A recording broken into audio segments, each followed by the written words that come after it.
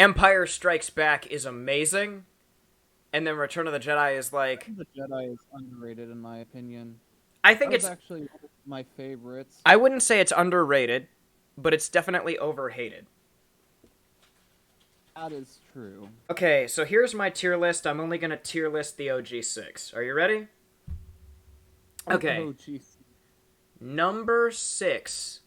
By the way, I love all 6 of the original movies. If I sit down for a weekend and watch all 6 of them gradually, I love every second of it. Still have more creativity than the sequel trilogy. Right, right. Anyways, I'm only ranking those 6. Number 6, Attack of the Clones. Very fair. I have a soft spot for that one because it used to be my favorite when I was really, really young and really, really dumb and didn't watch the movies for the plot, right? I was like waiting for because the third act of that movie goes so hard.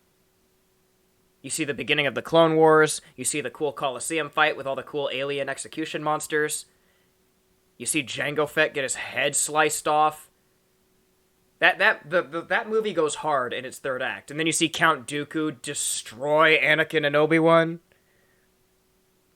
One of Christopher Lee's best performances is in Star Wars of all places. I love it. Number 5 is Phantom Menace. It would be higher if it wasn't so long.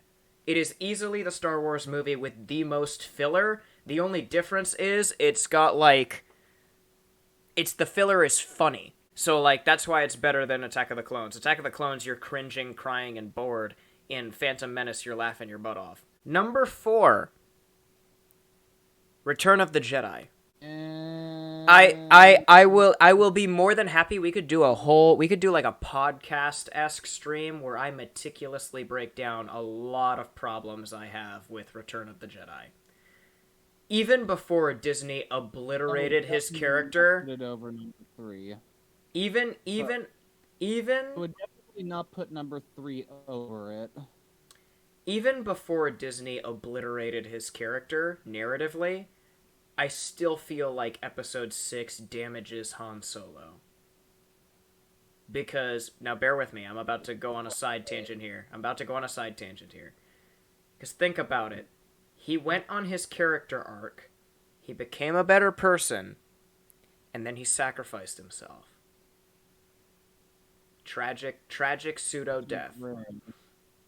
Technically, he did not sacrifice himself. He just got caught like an idiot and then trapped. I'm just saying what I'm getting at is in episode 5 there was an original writing of the script where Han Solo died in the carbonite, and then they said, "Oh, we just need to recalibrate it a little so Luke will survive."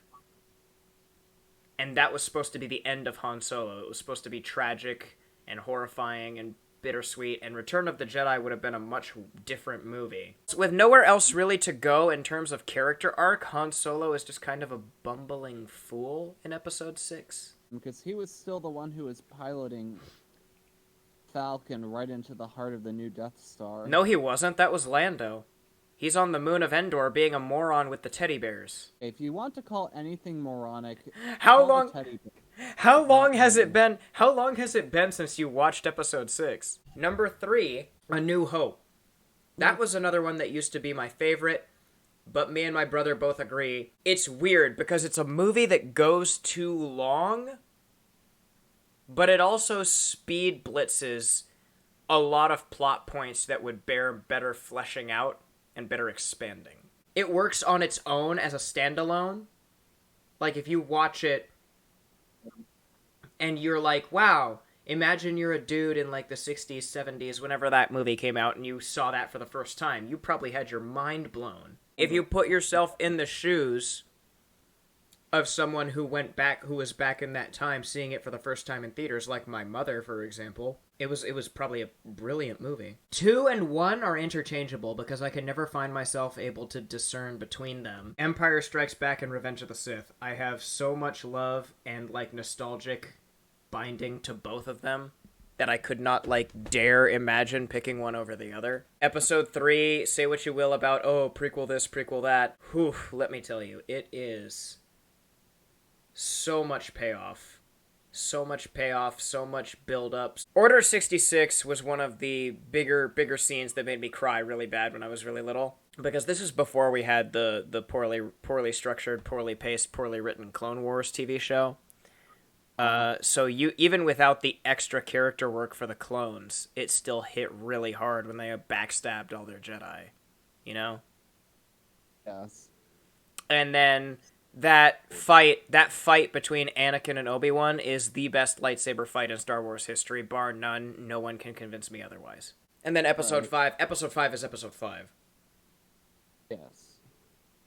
And it just depends on the day which one I want to watch more than the other. So like that's my tier list. And then I guess the only Disney Star Wars movie I remotely respect is Rogue One. And even then, I respect it with, like, a drop of respect. It doesn't get my full respect because Disney held it back from being something it could so much greater than it could have been.